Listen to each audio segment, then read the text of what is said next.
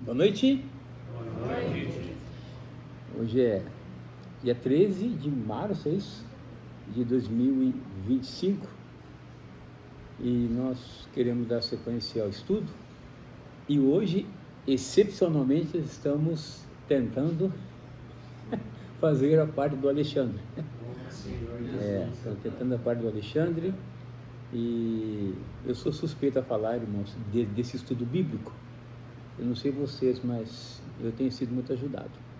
Não nós que estamos aqui, mas você também que está acompanhando pelo canal do YouTube, eu tenho certeza que você também tem sido muito ajudado. Mas antes de qualquer coisa, uma oração não vai bem, né? Amém. Senhor Jesus, Amém. Nós te louvamos, Amém. nós te agradecemos Amém. por mais esta oportunidade Amém. que nós temos neste momento Amém. de poder ouvir a tua palavra, Amém. nesse estudo bíblico. Amém. Nós não queremos que seja apenas letra para nós, mas acima de tudo que seja vida. Amém. Venha com teu Espírito vivificar, Senhor, Amém. as palavras que nós iremos ouvir. Amém. Seja com cada um de nós que está aqui, Amém. nesta sala, Amém. e também os que acessarão o canal do YouTube, Amém. que eu possa também alcançá-los. Amém. Ó Senhor Jesus, Amém. nós te louvamos e Amém. nós te agradecemos. Amém. Amém. Bom, então, como eu já disse, estamos aqui para, de maneira excepcional, fazer o lugar do Alexandre, e na próxima semana, com certeza, ele estará conosco, certo? E o último, acho que foi dia 20, é isso, né, Tiago? Dia 20, acho, né? De fevereiro, o último estudo, né?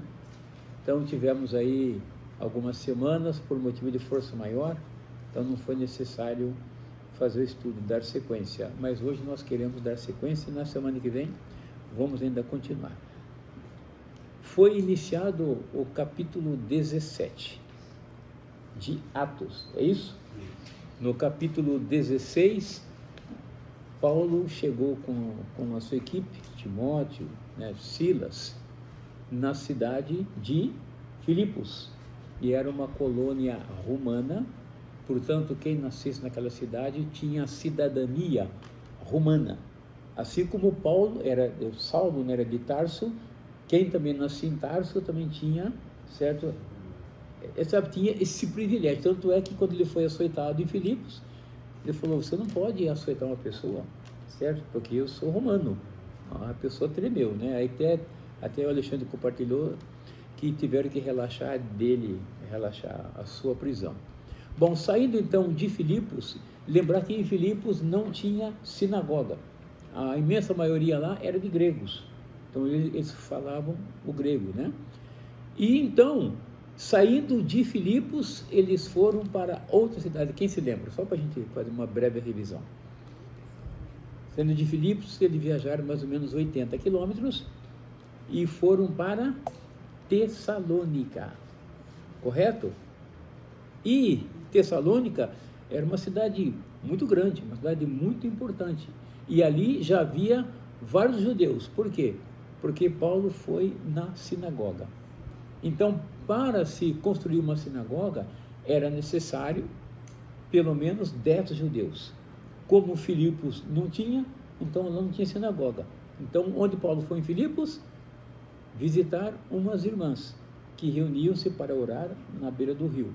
Já em Tessalônica, então, no capítulo 17, vamos dar uma olhada, certo?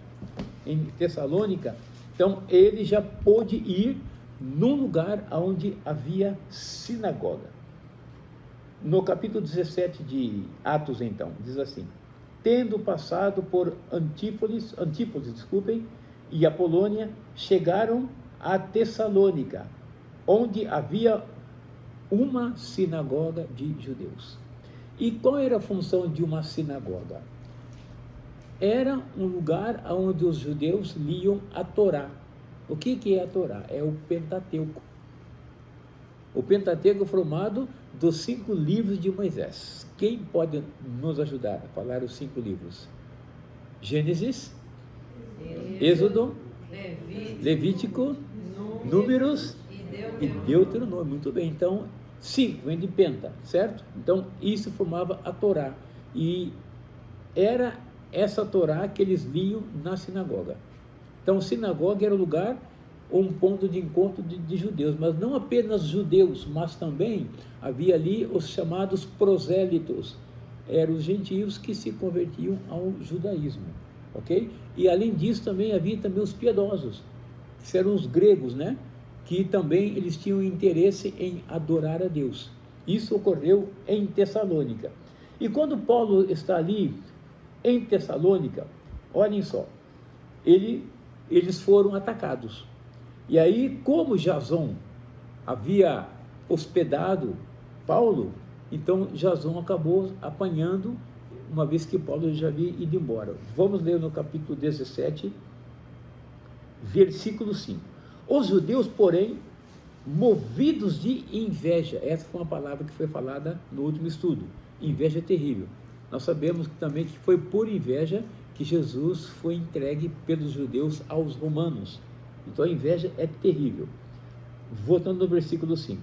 Os judeus movidos, porém, de inveja, trazendo consigo alguns homens maus dentre a malandragem. Isso também foi citado na vez passada. Ajuntando a turba inteira, certo? Alvoroçaram a cidade e assaltando a casa de Jason. Quer dizer, aqui foi invasão, foi violência, entrar na casa dele. O que eles queriam? Procuravam trazê-los para o meio do povo. Porém, não os encontrando, arrastaram a Jason e alguns irmãos perante as autoridades, clamando: estes que têm transtornado o mundo chegaram também aqui. O que significa que Paulo e os seus cooperadores, seus companheiros, eles não eram passivos, eram ativos. Não é que eles iam para ofender, para provocar, mas eles tinham uma comissão. A comissão deles era pregar o evangelho. E quando se prega o evangelho, você incomoda Satanás, incomoda o inimigo de Deus. Então o que ele faz? Ele usa pessoas, levanta pessoas para se opor à verdade de Deus, que é a palavra de Deus. Então, o que eles disseram? Esses que têm transtornado o mundo chegaram também aqui. Também porque já haviam ido em vários lugares.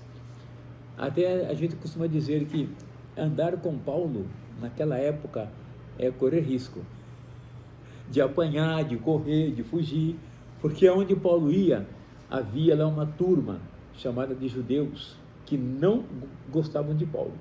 Versículo 7.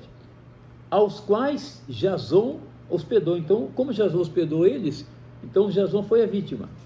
Todos esses procedem contra os decretos de César, foi o que ele disse, afirmando ser Jesus outro rei. Jesus era rei? Era ou não era rei? Era rei, mas não era rei desse mundo. Ele já havia dito: o meu reino não é desse mundo. Então não deveriam ficar com Paulo preocupado porque dizia que Jesus era rei, que Jesus não ia reinar nesse mundo, porque eles achavam que Jesus estava competindo com César, e César é um título romano, assim como Kaiser, assim como Faraó. Faraó não é um nome, Faraó é um título. Faraó Nero, certo? Nero não, Faraó, pode usar um nome aí que tinha, Faraó Neco, por exemplo, era um rei egípcio. Então, Faraó era um título, assim como Kaiser César é um título romano. Então, Kaiser Nero, Kaiser Calígula e assim por diante. Então, eles achavam que Jesus estava competindo com César, ok? Tanto a multidão como as autoridades ficaram agitadas ao ouvirem essas palavras. Bom, vamos seguir aqui. Versículo 10. E logo, durante a noite, os irmãos enviaram Paulo e Silas para Bereia. Ali chegados, dirigiram-se aonde? Sinagoga dos judeus. Então, vamos notar que quando Paulo chegava numa cidade que tinha sinagoga, ele primeiro ia na sinagoga. Por quê? Romanos 1,16 diz assim que a salvação vem primeiro do judeu e também do grego. Então o evangelho veio para os judeus, e dos judeus deveriam se expandir. Atos capítulo 1, verso 8, o que diz? Vamos dar uma olhadinha, que é bom, já que é estudo bíblico, nós temos que ler a Bíblia, certo? Atos capítulo 1, versículo 8, diz assim: mas recebereis poder ao descer sobre vós o Espírito Santo, e sereis minhas testemunhas, tanto em Jerusalém, como em toda a Judeia e Samaria, e até aos confins da terra. E o Evangelho de João, capítulo 1, versículo 11, diz que Jesus veio para o que era seus. Para quem? Judeus. Mas os seus não receberam, mas todos quantos receberam, versículo 12, deles o poder de serem feitos filhos de Deus, a saber, aos que creem em seu nome.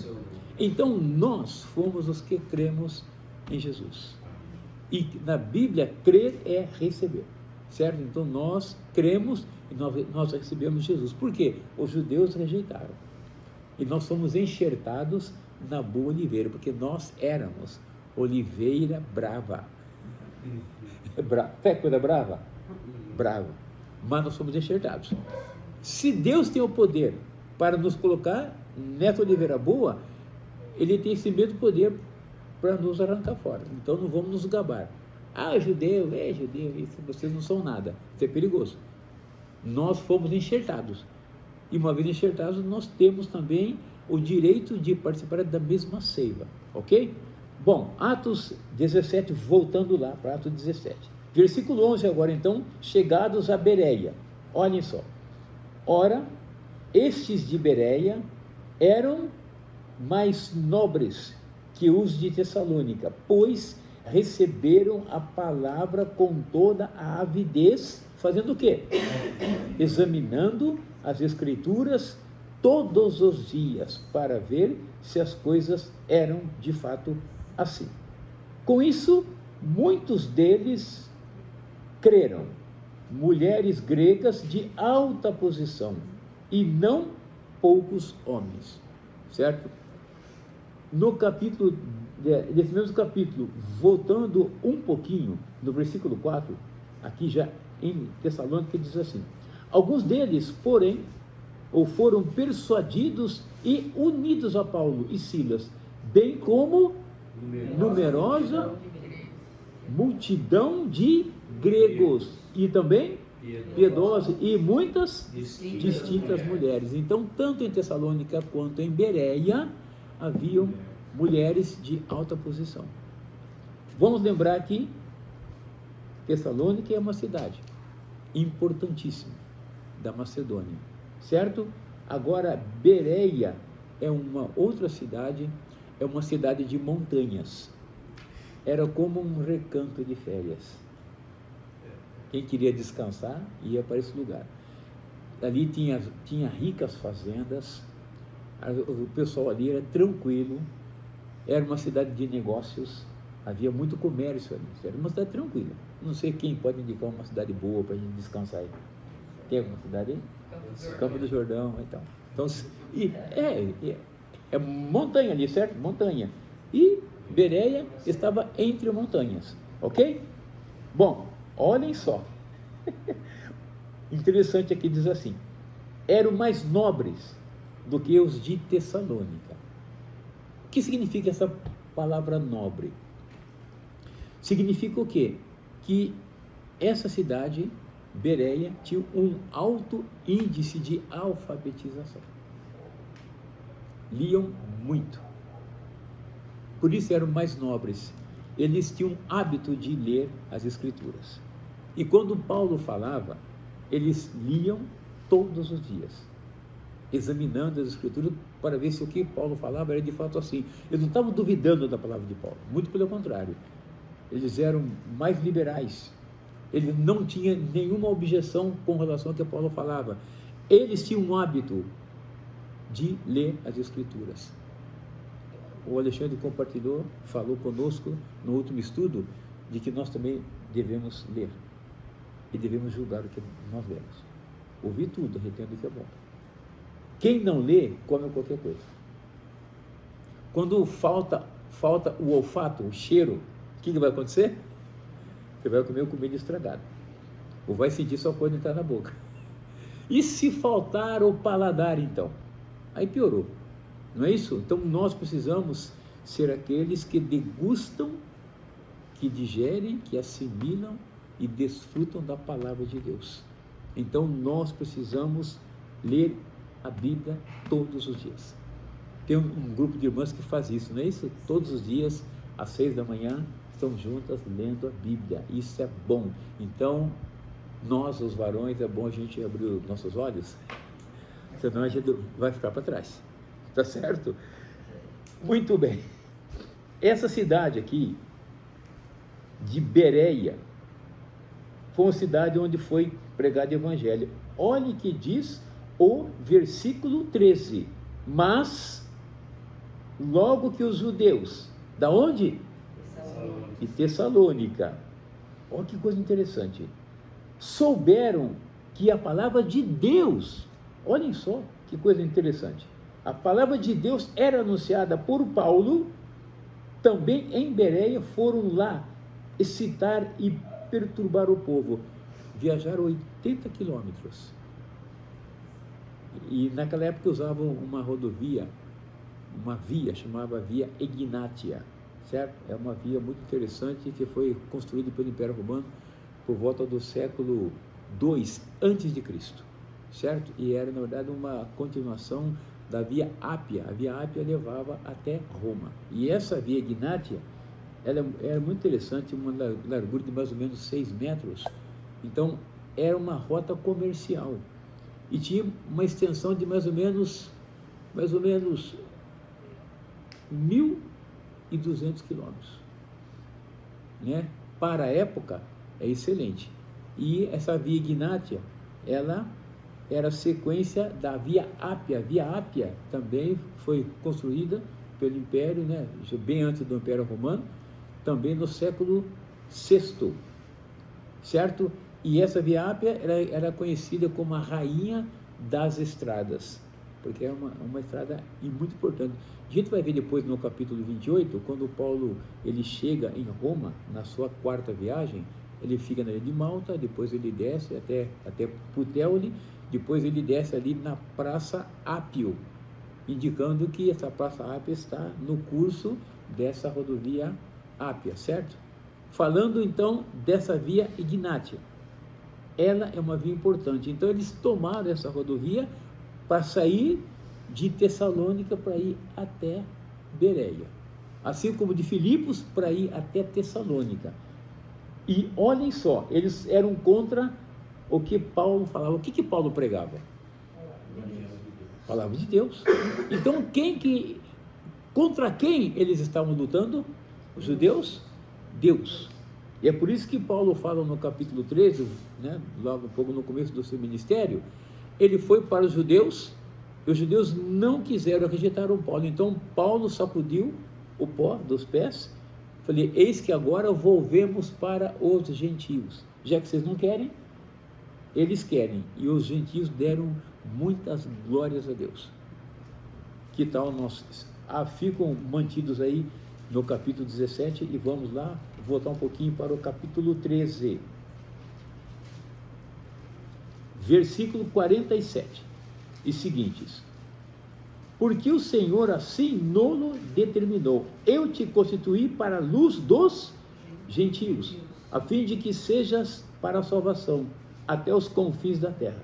Os gentios, ouvindo isto, regozijaram-se e glorificaram a palavra do Senhor, e creram todos os que haviam sido destinados para a vida eterna.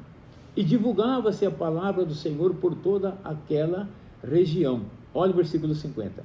Mas os judeus, o que fizeram? Instigaram quem? As mulheres piedosas do quê? De alta posição, e os principais da cidade, e levantaram perseguição contra quem mesmo? Paulo e Barnabé. E o que fizeram com eles? Expulsando do seu território. Então eles instigavam as mulheres. Por que dava direta oposição? Porque elas tinham alguma influência na cidade. Isso mostra como eles eram contra Deus, como eles não aceitavam a palavra de Deus. Bom, olha agora, versículo 14, onde nós queremos chegar. Então, os irmãos de quem? De que cidade? Bereia. Promoveram, sem detença, a partida de Paulo para os lados do mar, aqui no mar Adriático, certo? Porém, Silas e Timóteo continuaram ali. Então, ele deixou Silas e Timóteo para trás e foi para aonde? Versículo 15 e o 16. Os responsáveis por Paulo levaram-no até Atenas e regressaram trazendo ordem a Silas e Timóteo para que o mais depressa possível fossem ter com ele. Outra coisa que o Alexandre citou no último estudo, também marquei, achei interessante, é que Paulo não queria ficar sozinho. Paulo não fazia nada sozinho. Ele não era individualista, ele era coletivo, ele dependia. Embora ele fosse a pessoa ali principal, o portador da palavra, ele não fazia sozinho. Foi dito também que quando ele escrevia algumas cartas, tinha seus coautores, Timóteo, Silas, certo? Isso é importante a gente saber. Versículo 16. Enquanto Paulo os esperava em Atenas, porque estava sozinho, o seu espírito se revoltava ou se indignava em face da idolatria dominante ou reinante na cidade. Ele chegou agora a Atenas. O que é Atenas? É capital da Caia. E Atenas, no seu auge, no seu apogeu, ela alcançou no século V a.C., certo? E é de Atenas, é da Grécia, certo? Que temos aí vários filósofos importantíssimos. Quem podia ajudar a citar alguns deles aí? Sócrates, Aristóteles, Platão, né? Péricles e tantos outros filósofos. Então, Atenas era a capital da cultura, da arte, da ciência, da sabedoria. Então, quem morava em Atenas era sábio. E é claro que a partir do século do ano 331 até o ano 146, por aí, quando houve a ascensão de Alexandre Magno, ou Alexandre o Grande, da Grécia, então o Império Greco-Macedônio, ele passou a dominar, certo? Então, Alexandre, ele espalhou a língua grega por todo lugar, aonde ele dominou. Então, tem o grego clássico, o grego koiné. O grego koiné é o popularzão, certo? E o clássico é desse pessoal aí, Aristóteles, Platão, não é isso? Então tem aquela linguagem erudita clássica e tem a língua do povão. A Bíblia, o Novo Testamento, foi escrito na língua grega koiné, certo? Quando nós chegamos a Atenas, então Paulo ele chega num lugar sozinho, esperando os irmãos. Não sei quanto tempo durou isso, mas enquanto ele esperava esses irmãos, o seu espírito se revoltou. Por que o seu espírito se revoltou? Quem pode me ajudar? Acabamos de ler. A idolatria reinante e dominante em Atenas. Então, mesmo pessoas cultas ainda são ignorantes com relação às coisas de Deus. E vocês podem reparar, geralmente pessoas cultas lá tal estão envolvidos com idolatria. Governadores, certo? Alguns presidentes estão envolvidos com isso. Uma coisa é certa, atrás dos ídolos estão quem mesmo? Demônios. E em 1 João capítulo 5, versículo 19, o que diz? O mundo inteiro jaz no maligno, que é Satanás. a história de Atenas, isso é muito interessante, disse que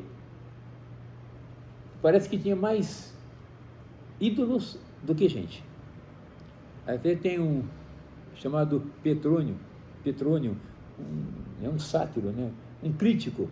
Ele dizia que alguém saiu ao meio-dia, sol a pino, em Atenas, com uma vela acesa.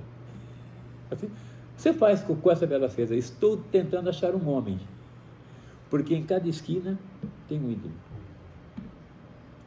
E é dito, isso é histórico, diz que Atenas tinha dezenas e centenas de milhares de ídolos. Alguns chegou a dizer que tinha por volta de 30 mil ídolos na cidade. E não era uma cidade tão grande. No seu apogeu, chegou ali mais ou menos um pouco mais de 250 mil. Mas nessa época aqui, a época de Jesus, de Paulo aqui, Atenas tinha 40 mil cidadãos atenienses. O que é um cidadão ateniense? Para ser um cidadão ateniense, ele tinha que ter nascido em Atenas. Então ele tinha direitos políticos, certo? E acima de 18 anos, então ele podia exercer alguma coisa. Além desses 40 mil atenienses, ou seja, cidadãos atenienses, tinha uma série de outras pessoas. Tem os metecos, que eram comerciantes que não tinham direito a nada na cidade. E as mulheres também não tinham direito. Então, calcula-se que tinha mais ou menos umas 140, 150 mil pessoas em Atenas nessa época. Correto? E esses atenienses podiam fazer uma série de coisas. Daqui a pouco nós viveremos alguma coisa nesse sentido, tá? Vamos então entrar no versículo 18. Ah, não, é o 17, né? É o 17. Por isso, dissertava na sinagoga, de novo, sinagoga, lá tinha sinagoga. Vamos lembrar que Paulo, em primeiro lugar, sempre ia na sinagoga. Depois ele ia procurar outras pessoas. Por quê? Lembrando que a salvação vem do judeu primeiro e depois do grego. Ok? Bom, por isso dissertava. O que é dissertar?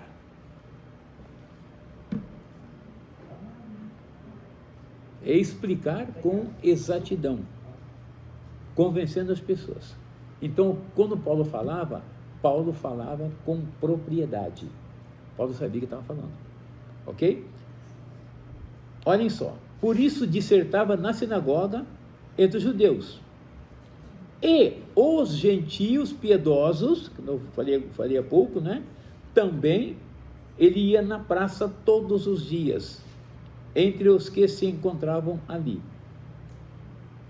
A praça aqui é ágora, no grego. O que é ágora? É reunião, é assembleia, é um ponto de encontro. Era o centro nervoso da cidade de Atenas. Então, faz nervoso que não é de Brava, não, tá? É o centro onde ferve a coisa, o comércio ferve ali, tá? Então, todos iam para lá. Aqui, nós temos aqui a Praça Central de Piracicaba, tem uns banquinhos ali, mas é diferente, viu? Essa ágora lá é diferente. É um lugar para onde concorriam as pessoas, e nesse lugar havia uma série de coisas. Havia os jogos atléticos, havia discussão de uma série de coisas. Ali os filósofos iam expor as suas ideias e muitos iam lá para ouvir. É por isso que Atenas era o berço da civilização da época, da inteligência, da sabedoria e também da retórica, certo? E nesse meio aqui, também tinham ali duas linhas. Versículo 18. E alguns dos filósofos epicureus. E o que mais? Estoicos. O que é que eles faziam com Paulo? Contendiam com ele. Havendo quem perguntasse: que quer dizer esse tagarela? E outros: parece pregador de estranhos deuses, pois pregava Jesus e a ressurreição. Então, Paulo era uma pessoa comum. Paulo era um João Ninguém. O homem era versado. O homem conhecia.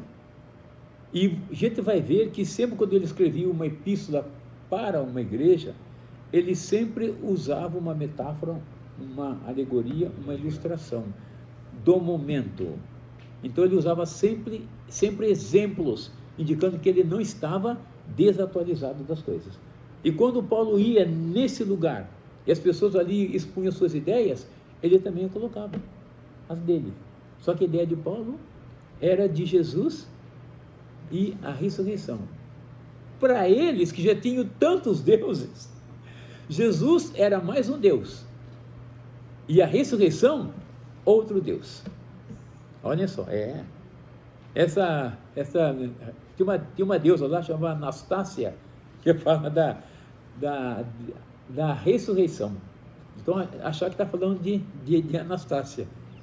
E esse Jesus, que ele nunca tinha ouvido, quem seja Jesus aí? Então, por isso que estão falando coisas estranhas. E isso chamou a atenção, porque todos os dias ele estava lá, e falando, e falando. E, além dos epicureus e dos estoicos, tinha uma outra vertente lá, chamada os sofistas.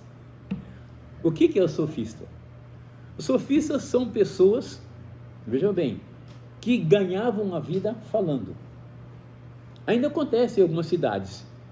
Vai uma pessoa lá, chamam uma rodinha, não é isso? Fica no meio, fica lá vendendo alguma coisa, falando, pega a serpente, põe no pescoço, não é isso? Para chamar atenção, não é? Para chamar atenção, quer dizer, a função deles é reunir pessoas em volta para ouvir o que eles estão falando. Inclusive, o tema, certo, da retórica. O que é retórica? O que é oratória? É saber expor as palavras, é saber falar bem. Isso é retórica. Inclusive, foi criado na Grécia através desses sofistas que veio o tema retórica. Hoje tem faculdade de retórica, para você aprender a falar em público. Num minuto, ele consegue levar a multidão a chorar, a ficar emocionado, num minuto. Então ele tem a arte de fazer isso. E no outro minuto ele consegue fazer todo mundo rir, sabe, palhaçada, entendeu? Só que tudo sabendo, colocando as palavras na hora certa. Ele consegue tocar a emoção das pessoas. Então, e essas pessoas dependiam disso para sobreviver.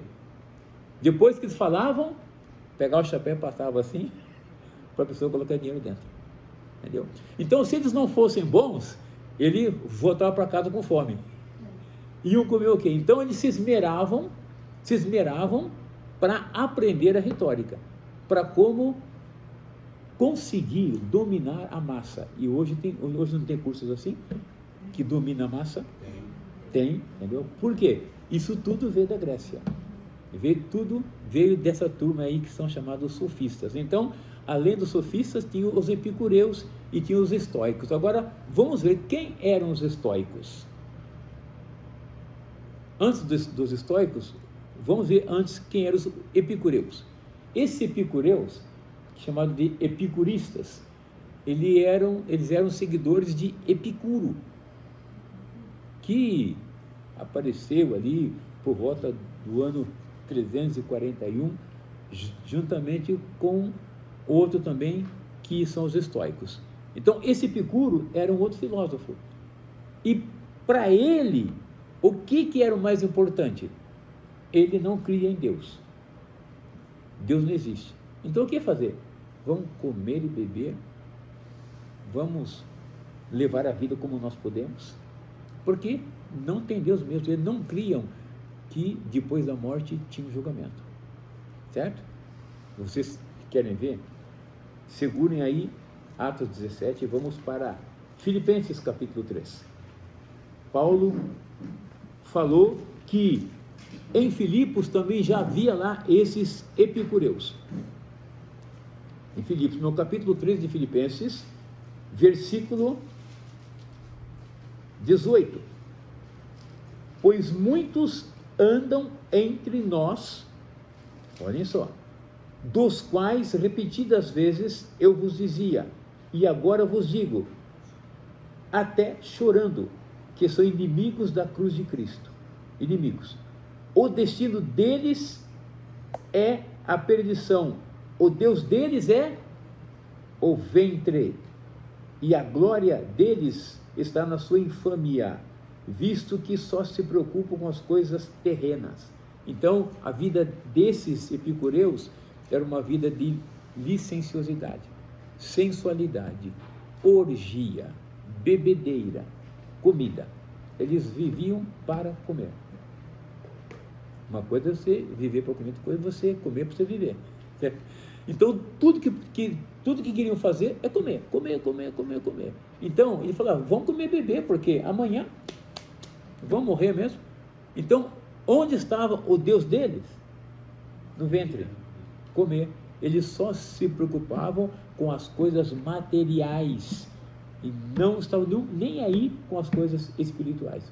Portanto, para eles, Deus não existe. Ninguém nasce ateu. Essa é a prova. Ninguém nasce ateu. Sabe por quê? Porque todos foram criados por Deus com um espírito humano. O homem é tripartido. Ele tem corpo, alma e espírito. Estou falando de fora para dentro. Agora falando de dentro para fora. O homem tem espírito, alma e corpo. Por que eu quis inverter? Porque o espírito humano é o cerne, é o âmago, é o núcleo do ser humano.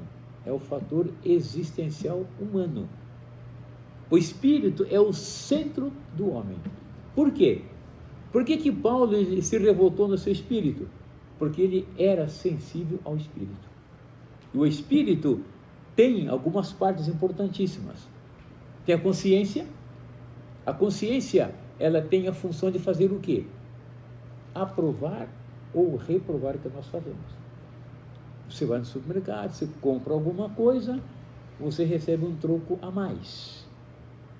E a gente percebe que o troco veio a mais. O que faz a consciência? Ela dispara. É como um alarme dentro de nós. Falar, esse troco está a mais. Esse dinheiro não é seu.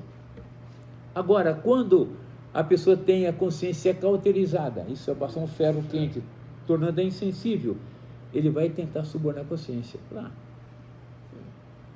O dono dessa rede de supermercado é muito rico. Esse aí para ele, aí, que seja 10 centavos. Não é nada. Para ele não, mas para o caixa é. Que a hora que fechar o caixa no final do dia, vai faltar no caixa.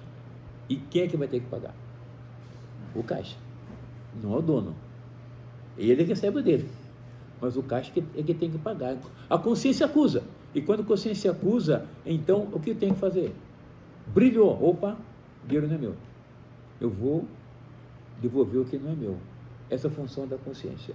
Além do mais, a consciência, ou espírito, desculpe, tem a função da intuição.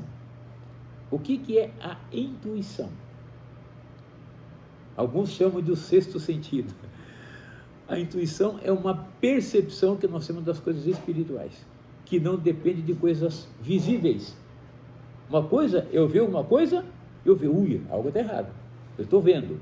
Mas a intuição é mais profunda do que isso.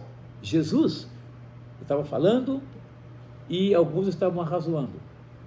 Lá, aí ele falou, por que arrazoai nos vossos corações? Isso é intuição.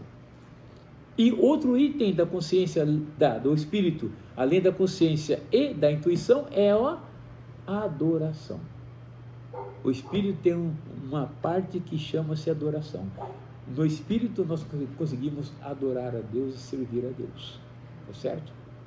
Evangelho de João, capítulo 4, versículo 23. Vamos dar uma olhada.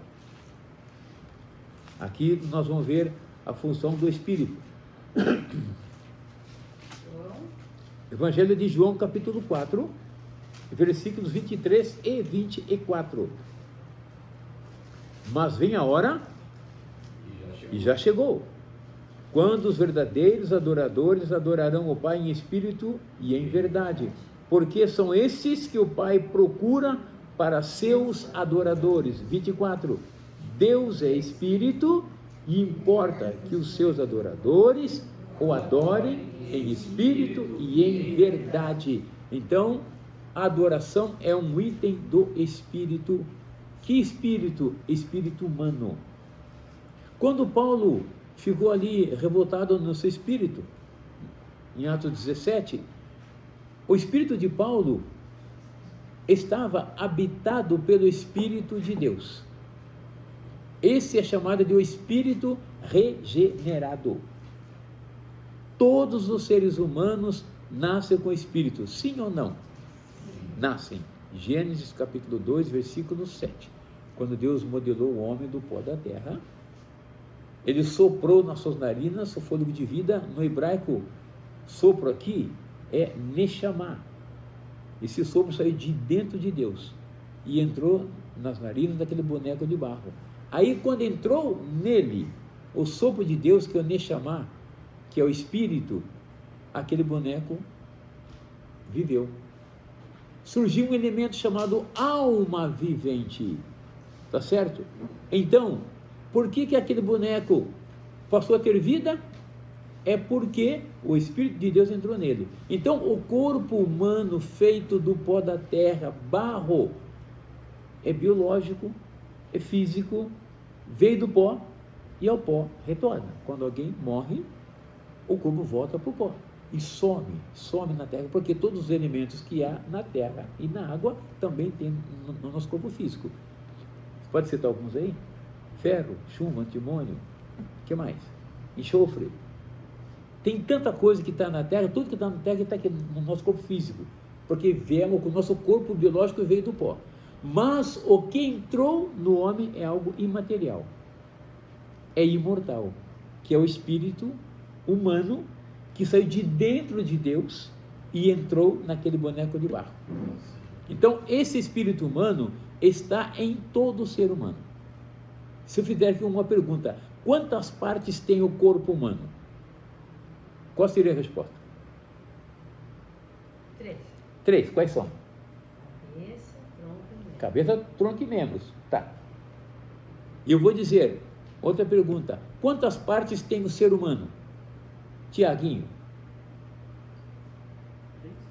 3. Quais são? Espírito. Muito bem, rapaz, é isso mesmo. Se eu perguntar quantas partes tem o corpo humano?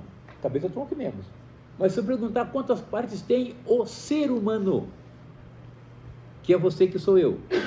Falamos agora há pouco que o homem é tripartido. Ele tem corpo, alma e espírito. E é nessa parte mais íntima do ser humano, que é o espírito humano, eu falo em Eclesiastes 3:11, que Deus colocou a eternidade dentro do homem sem que ele saiba as coisas que Deus fez. Vamos ler, porque já que estamos falando do estudo bíblico, então é bom a gente mostrar o versículo, ok?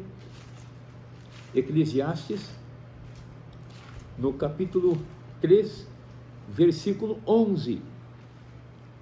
Nessa versão aqui, atualizada, diz: tudo fez Deus, formoso no seu devido tempo.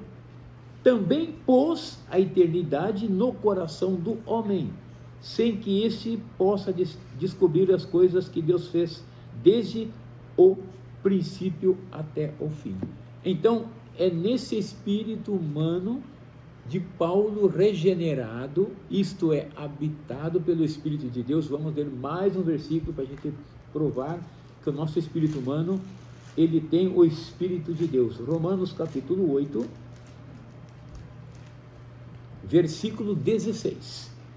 Diz assim: o próprio Espírito testifica com o nosso espírito que somos o quê? Filhos de Deus. Agora, voltando lá no capítulo 1, versículo 9, ainda de Romanos, capítulo 1, versículo 9. Porque Deus, a quem sirvo em meu espírito no evangelho de seu Filho, é minha testemunha de como incessantemente faço menção de vós, porque Deus a quem sirvo, o que é servir? Adorar, certo? E aonde que Paulo servia a Deus? Espírito. E que parte do Espírito tem aquela parte de comunhão? É adoração. Bom, eu li o 1:9, 8:16, agora vamos para o 9:1. Romanos capítulo 9, versículo 1. Vamos ver o que fala lá. Digo a verdade em Cristo, não minto, testemunhando comigo, aonde? No Espírito Santo, a minha própria consciência, que mostrando que a consciência é uma parte do nosso espírito humano. E João capítulo 3, versículo 6 diz que o que é nascido do Espírito é Espírito. Então, voltando lá para Atos, que é o nosso carro-chefe aqui, no capítulo 17 de Atos, de novo o 16. Enquanto Paulo os esperava em Atenas, o seu espírito se revoltou, se indignou em face da idolatria. Quando fala em idolatria, em adorar ídolos, isso está relacionado ao espírito. É por isso que eu disse que ninguém nasce ateu, ele se torna ateu. Não, eu não quero crer em Deus, mas nele tem algo que anseia por Deus, que é o seu espírito humano. Enquanto o espírito humano não é regenerado, ele fica à deriva, morto, sem função.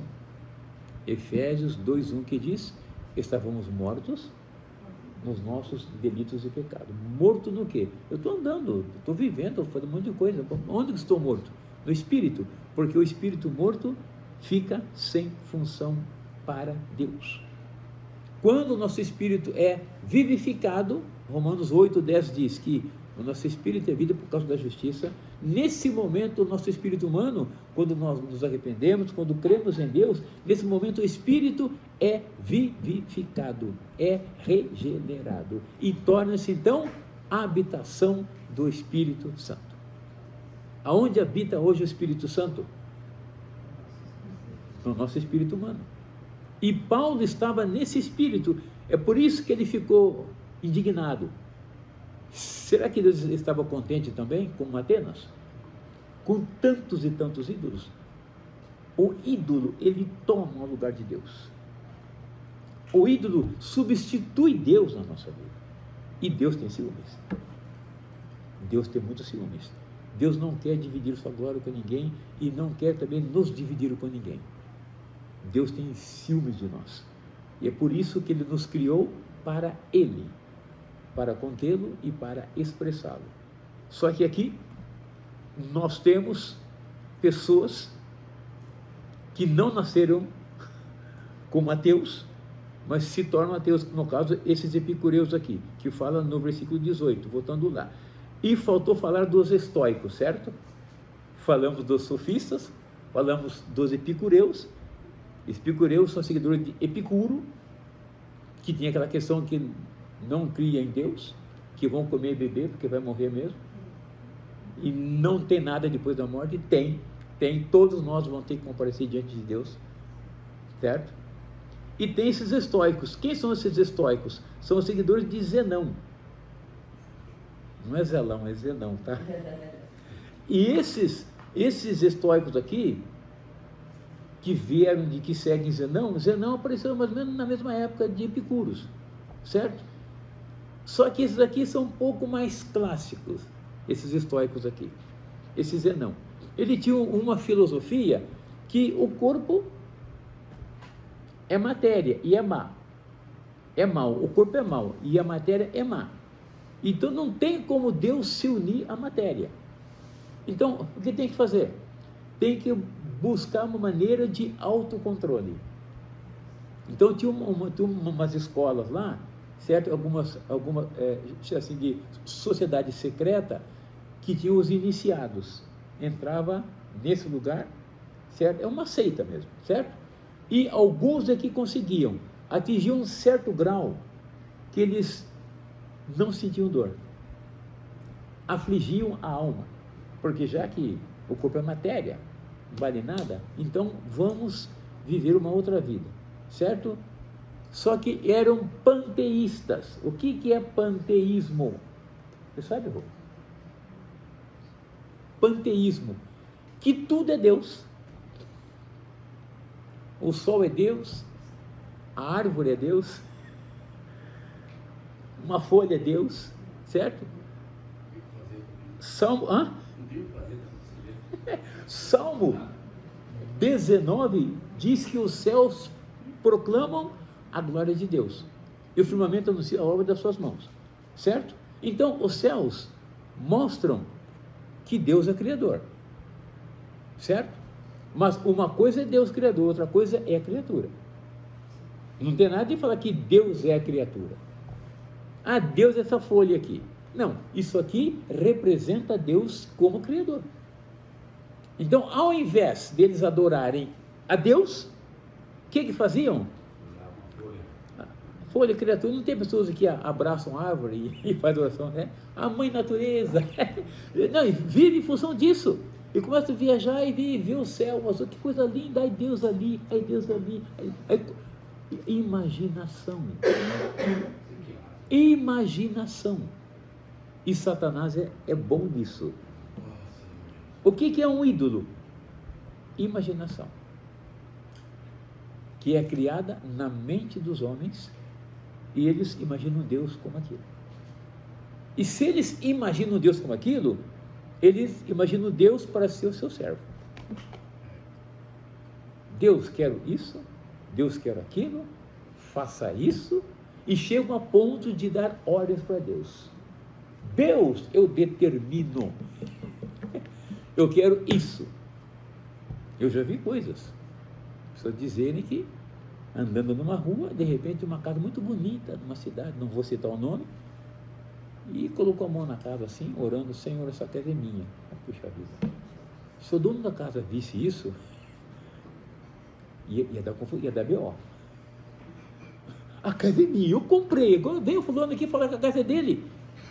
Porque estava determinando, essa casa vai ser minha, vai ser coisa nenhuma, vai trabalhar. Não é isso? Deus é tudo. Deus é Deus, Criador. A criatura apenas expressa Deus. Vamos dar uma olhadinha em Romanos, segura Atos 17 aí, vamos para Romanos capítulo 1. Romanos capítulo 1. Aí nós vamos ver aqui o que os homens fizeram. Algo terrível. Romanos capítulo 1, versículos 18 e 19. A ira de Deus se revela do céu contra toda impiedade e perversão dos homens que detêm a verdade pela injustiça. Olhem agora. Porquanto o que de Deus se pode conhecer é manifesto entre eles, porque Deus lhes manifestou. Versículo 20. Porque os atributos invisíveis de Deus, assim como o seu eterno poder, como também a sua própria divindade, claramente se reconhecem desde o princípio do mundo, sendo percebidos por meio das coisas que foram criadas. Tais homens são, por isso, indesculpáveis. Então, os céus, como fala o Salmo 19, de fato, eles proclamam a glória de Deus. E o firmamento anuncia as obras das suas mãos. Mas, quando o homem não conhece a Deus, quando ele cria imagem na sua cabeça, o que acontece? Começa a adorar coisa errada. Ele adora a criatura no lugar do Criador. E aí, Romanos mesmo, a coisa é feia, irmãos. Quer ver? Vou dar outro pulinho, né? Romanos capítulo 8, capítulo 1. Romanos mesmo, capítulo 1. Tá? Olhem só. Versículo 25. Não. Antes, um pouco antes. Versículo 22 e seguintes. Inculcando-se por sábios, tornaram-se loucos. Mudaram a glória do Deus incorruptível em semelhança da imagem de homem corruptível, bem como de aves, quadrúpedes e répteis. Versículo 25. Pois eles mudaram a verdade de Deus em mentira, adorando e servindo a criatura em lugar do Criador, o qual é bendito eternamente. Amém. Agora, ainda mantenha Atos segurado 17, vamos voltar lá no Velho Testamento, no último livro do Pentateuco, que é o que mesmo? Deuteronômio. Muito bem. No capítulo 4 deste livro, versículo 15, olha o que diz lá: guardai-vos, pois, cuidadosamente as vossas almas. Olha agora, pois aparência nenhuma vistes no dia em que o Senhor vosso Deus vos falou em Horebe, no meio do fogo. Isso está em Êxodo 19. Lembra quando Deus apareceu lá? Ninguém viu como Deus era. Viu fogo, mas não viu como era. Então ninguém viu a aparência de Deus. E hoje dizem que há pelo menos 2.000 caricaturas de Jesus. Que ele era assim, era assado. Chegou até a falar que Jesus era negro. Ou que veio do Egito, não sei o quê. Quer dizer, não, e outro já fala que é louro de olhos azuis. Quer dizer, imaginação.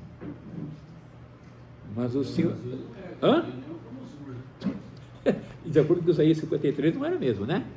Bom, vamos seguir aqui. Versículo 16. Para que não vos corrompais e vos façais alguma imagem esculpida na forma de ídolo, semelhança de homem ou de mulher, semelhança de algum animal que há na terra, semelhança de algum volátil que voa pelos céus, semelhança de algum animal que rasteja sobre a terra, semelhança de algum peixe que há nas águas debaixo da terra. O que significa aqui? Olha, 19, quero ler isso aqui. Guarda-te que não levantes os olhos para os céus, e vendo o sol, a lua e as estrelas, a saber, todo o exército dos céus, não sejas conduzido a inclinar-te perante eles, e des culto àqueles, coisas que o Senhor teu Deus repartiu a todos os povos debaixo de todos os céus. E hoje está cheio de pessoas que fazem isso. Panteísmo é o caso dos estoicos, certo? Então, Atenas era uma cidade que tinha muitos e muitos deuses. Aqui não falou aqui nada de homem e nada de mulher, para usar como Deus, né? Por exemplo, Atenas, ela está embasada na deusa Atena, ou Atena, que é uma mulher, a deusa da sabedoria, das artes, entendeu? Essa Atena, uma mulher. E depois, também eles tinham vários deuses deles que eram os principais. Zeus, por exemplo. Zeus diz que era o deus dos deuses. Os deuses do Monte Olimpo. Olimpo era a habitação dos deuses. Ele era o rei sobre todos os deuses.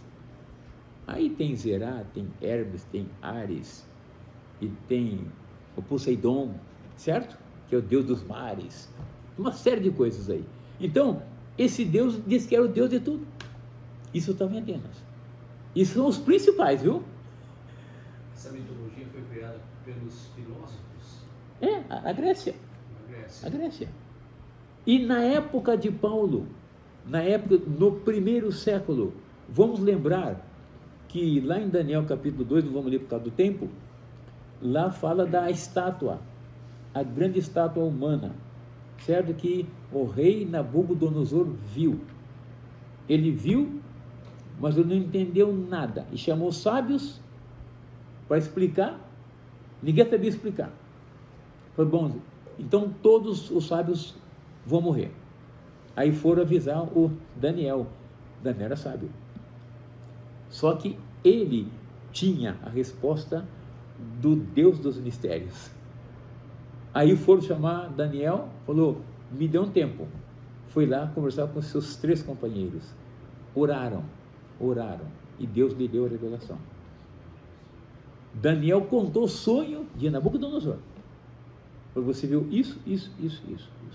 E aquela estátua indica os reinos, certo? Desde a Babilônia até o Império Romano. A cabeça de ouro tipifica o Império Babilônico. Depois, os ombros, um mais alto que o outro, eram de prata, que indica o reino da Média e da Pérsia. Um ombro se levantou, é como o urso que se levanta um dos lados, certo? Então, a Pérsia se levantou um pouco mais, que era Ciro. E a Média, o ombro ficou mais abaixo, que é o Dario, que deu o decreto lá para que o povo de Israel voltasse para restaurar. Só que ele estava ligado a Ciro. E lá em Isaías, final de Isaías 44, o início do 45, Deus, 200 anos antes de Ciro nascer, já havia falado, esse é meu servo e esse vai libertar o meu povo, certo? Então tudo está na mão de Deus, né? Deus está no controle de tudo. Bom, aí tem o ventre dessa estátua, que é de bronze. O ventre fino indica como um leopardo que aparece depois. Não vamos ler até por causa do tempo. Daniel capítulo 7, 8, 9. O leopardo é muito rápido. Ele chega a atingir quase 70 km por hora. Não sei se daqui alguém daqui consegue essa façanha. Dá câimbra logo no começo. Que é o reino greco-macedônio de Alexandre o Grande, certo? Em pouco tempo ele conquistou todo o mundo da época, certo? Então todos esses reinos tinham seus deuses. A Babilônia da Mesopotâmia, lá estava inundado de deuses. Depois da Média da Pérsia, mais deuses. Aí Alexandre, Grécia, mais deuses. Depois veio o Império Romano. Depois disso, também, o Império Romano também tinha muitos deuses. Então, na época de Paulo, em Atenas, imagine quantos deuses tinha. Então, Atenas era o agregado de todos os deuses. Por isso que dizem que em cada esquina tinha um deus, tinha um ídolo. Tinham tantos ídolos que ficaram com medo de tinha um altar lá. Vamos voltar para Atos 17, certo? Tinha um altar lá que eles ficavam com tanto medo. Versículo 23, depois a gente volta lá. Porque passando e observando os objetos do vosso culto, encontrei também um altar no qual está escrito: ao Deus desconhecido. Este, pois, que adorais sem conhecer, é precisamente aquele a quem eu anuncio. Por que fizeram esse altar? De medo. Falei, esquecemos de algum Deus. Então vá que ele se volte contra nós. Então fizeram, vou por aqui ao Deus desconhecido. Paulo falou, é esse Deus que eu prego. Sabe, Paulo, ele era oportunista. Paulo não perdia tempo. Paulo sabia como entrar. E Paulo aqui estava no meio de pessoa grossa. Quando eu falo grossa, não é rude não, viu? Pessoa de calibre grosso, sabe? Filósofos, entendidos, sábios, tá? Então Paulo antes estava na Ágora, na praça, discutindo. Ali apareceram os estoicos, os epicureus, os sofistas, chamaram de tagarela. Esse cara fala demais. Tagarela, aqui no grego, significa aqueles pássaros que pegavam sementes, migalhas nos esgotos e depois ia espalhando a semente. Fragmentos. Sabe o que significa Significa isso? Que pessoas que não têm nada pegam coisa dos outros, um pouco daqui, um pouco dali, um pouco dali, E vai falando, ele mesmo não tem nada. Ele é um papagaio, é um repetidor. E chamaram Paulo de tagarela. Você acha que Paulo era um tagarela? Você acha que Paulo falava coisa dos outros? Paulo falava do que ele experimentava. Paulo, ele anunciava Jesus e a ressurreição, que para eles eram dois deuses, um masculino e outro feminino. Jesus, masculino, é outro Deus, estranho. E a ressurreição, tá no feminino, era uma deusa. Olha aqui, olha só, que cabeça que tinha esse povo. Então, vejam bem, deixa eu ver que hora que é. Ih, nossa, falei demais. Meu Deus, falei demais. Bom, eu só quero ler os versículos então. 19. Então, tomando consigo, o levaram ao Areópago, dizendo: podemos saber que nova doutrina é essa que ensinas? Sabe o que significa? Se Paulo seria levado ao Areópago, o Areópago é o tribunal superior, é onde eram julgadas as causas nobres. Estava na colina de Marte, estava acima, num elevado, onde uma montanha, havia lá uma plataforma, e ali havia esse tribunal onde eram julgadas as coisas nobres e importantes. Então Paulo ficou tão importante que não era qualquer pessoa que ia para lá. Então levaram Paulo lá no meio dos sábios, para ele explicar o que estava acontecendo. Areópago, mas esse vai ficar um assunto para a próxima semana. O Alexandre vai falar sobre esse assunto. Amém. Falei demais, peço desculpas, né? É para falar 50 minutos, viu, Tiago? Eu passei demais, tá? Então, é porque a gente se empolga, né? Amém. O assunto é interessante, é história, Atos é história, é a nossa história, tá? Então, na próxima semana, Paulo estará falando no Areópago. E foi levado para lá. Isso fica para Alexandre, fica com você. Amém.